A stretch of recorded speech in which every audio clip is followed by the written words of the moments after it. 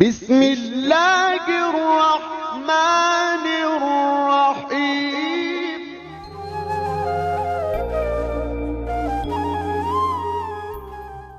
اعوذ باللہ من الشیطان اللعین الرجیم۔ بسم اللہ الرحمن الرحیم۔ الحمد للہ رب العالمین، الصلاة والسلام علی رسول اللہ وعلی آلہ آل اللہ، اما بعد فقد قال الحکیم فی کتابہ المحکم، خلق الانسان علمہ البیان۔ میرے عزیز بھائیوں، آج پھر آپ لوگوں کی خدمت میں آفات زبان کے موضوع سے حاضر ہوا ہوں۔ جیسا کہ میں نے عرض کیا کہ آفات زبان اور گناہان زبان اور زبان کی جو آلودگیاں ہیں، ان میں سے بدترین ایک گناہ جھوٹ ہے۔ جتنا بھی ہو سکے انسان کوشش کر لے جھوٹ سے، کیونکہ امام علی علیہ السلام فرماتے ہیں جانب الکذب فإنہ مجانب للایمان۔ اے لوگو، جھوٹ سے درکنار رہو، جھوٹ سے دور رہو۔ کیوں؟ فإنہ مجانب للایمان، کیونکہ یہ ایمان سے دور ہے۔ جہاں پر ایمان ہو وہاں پہ جھوٹ نہیں ہوگا، اور جو شخص جھوٹ بولتا ہو وہ مومن نہیں ہوتا۔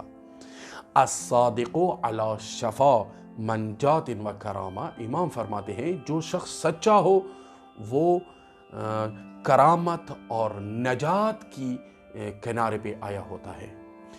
والکاذب علی شرف محوات و مہانہ، لیکن جو شخص جھوٹا ہو وہ ہلاکت، رسوائی اور پستی کے کنارے پہ خود کو پہنچایا ہوا ہوتا ہے۔ لہٰذا کوشش کر لیں مذاق میں بھی جھوٹ نہ بولیں۔ اور امام رسول اللہ ایک جگہ بھی فرماتے ہیں ان العبد، جامع السعادت میں یہ روایت لکھی ہے، ان العبد لیکذب الکذب، جب شخص جھوٹ بولنے لگتا ہے، جھوٹ شروع کرتا ہے، فیتباعد الملک عنہ مسیرۃ میل، کئی میل، کئی کلومیٹر تک فرشتے، رحمت کی فرشتے دور ہوتے ہیں۔ کس چیز سے؟ من نتن ما جاء بہ، جو وہ جھوٹ بول رہا ہے اس کی منہ سے وہ بدبو نکلتی ہے، اس بدبو کی وجہ سے فرشتے فرار کرتے ہیں اور دور چلے جاتے ہیں اس جھوٹے انسان سے۔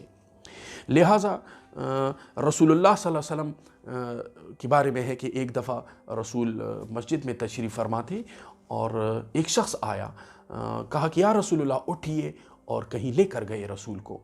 رسول نے کہا کہ میں جب گیا وہاں پہ میں نے دو لوگوں کو دیکھا، ایک بیٹھا ہوا تھا اور ایک کھڑا تھا، اور جو کھڑا تھا اس کے ہاتھ میں لوہے کا اور آگ کا گرز تھا کہ جو ایک بیٹھے ہوئے شخص کی منہ میں ڈال رہا تھا، جلا رہا تھا، اور اس کو اتنی اذیت ہو رہی تھی، چیخیں مار رہا تھا یہ شخص۔ تب میں نے پوچھا کہ یہ کیوں ایسا ہو رہا ہے، قضیہ کیا ہے؟ تو اس نے کہا کہ یہ شخص جو بیٹا ہے، جس کو یہ سزا مل رہی ہے، یہ قبر کی اور برزخ کی سزا ہے۔ کیوں؟ اس لیے کہ یہ شخص دنیا میں ہمیشہ جھوٹ بولتا تھا اور اپنی زبان کو جھوٹ پہ عادی کیا ہوا تھا۔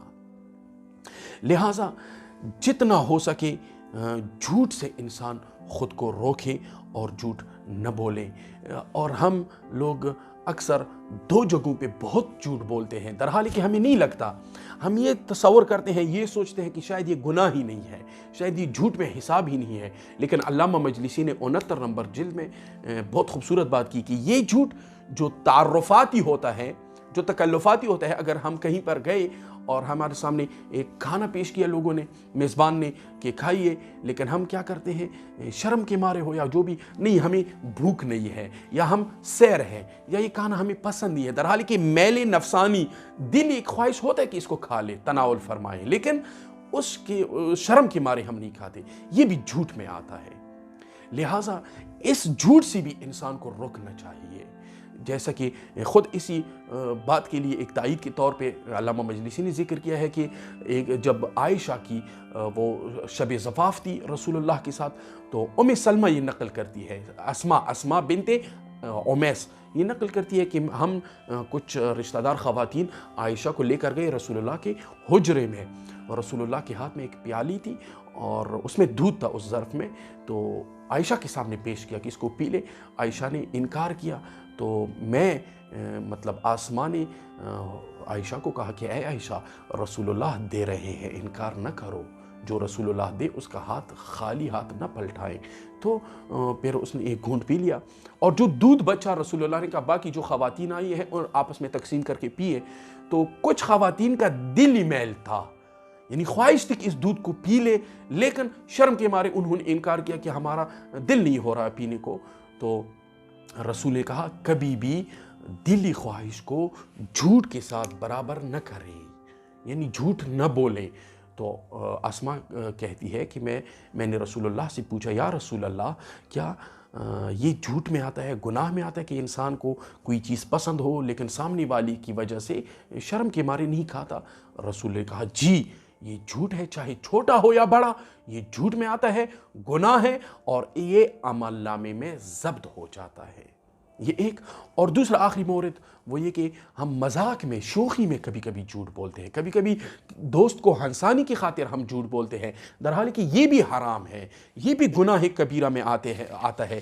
جیسا کہ امام علی علیہ السلام نے بہت خوبصورت انداز سے ارشاد فرمایا ہے، لا یجد عبد طعم الایمان حتی یترک الکذب حزلہ وجدہ۔ مولا فرماتے ہیں اس وقت تک ایک انسان ایمان کا وہ مزہ، ایمان کی جو مٹھاس ہے اس کو نہیں چکھ سکتا، ایمان تک نہیں پہنچ سکتا جب تک وہ جھوٹ نہ چھوڑے، چاہے وہ مذاق میں ہو یا مذاق میں ہو یا جد ہو یا سیریس ہو۔ جدیت میں بھی جھوٹ بولے تب بھی گناہ کبیرہ ہے، حرام ہے، اور اگر مذاق میں ہو تب بھی حرام ہے۔ حتیٰ روایات میں یہ بھی واقع ہو گیا ہے کہ وہ شخص جو اپنے بچوں سے وعدہ کرتا ہے کہ میں آپ کے لیے بازار سے کھلونا لے کے آؤں گا یا مثلا آپ کے لیے گفٹ کوئی خرید کے لاؤں گا، مولا فرماتے ہیں لا ان لا یعد احدکم صبیہ ثم لا یفی لہا، اگر تم وعدہ پورا نہیں کر سکتے بچوں کے ساتھ ایسی جھوٹے وعدے نہ کرو، یہ بھی گناہ ہے، گناہ کبیرہ میں۔ کیوں؟ کیونکہ جھوٹ جو ہے کذب یہدی الی الفجور، اور فجور یہدی الی النار۔ جھوٹ جو ہے وہ فجور اور گناہ کبیرہ اور باقی جو آلودگیاں ہیں وہاں تک انسان کو لے کے جاتا ہے، اور جب انسان وہاں پہنچے تو جہنم کا راستہ سیدھا نکلتا ہے اس جگہ سے۔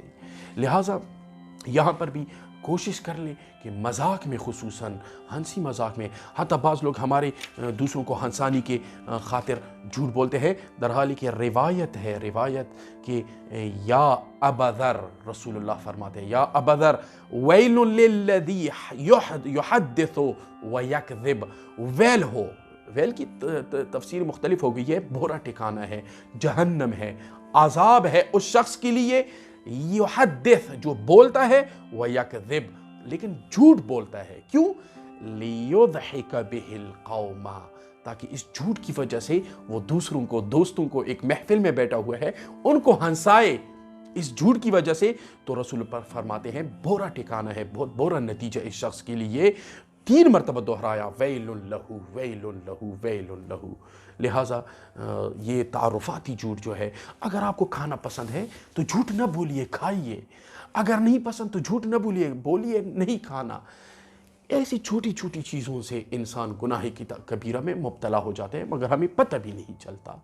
انہی الفاظ کے ساتھ انشاءاللہ آپ لوگوں سے اجازت چاہتا ہوں، اپنا خیال رکھیے گا، اللہ آپ لوگوں کو سلامت رکھے، والسلام علیکم ورحمۃ اللہ وبرکاتہ۔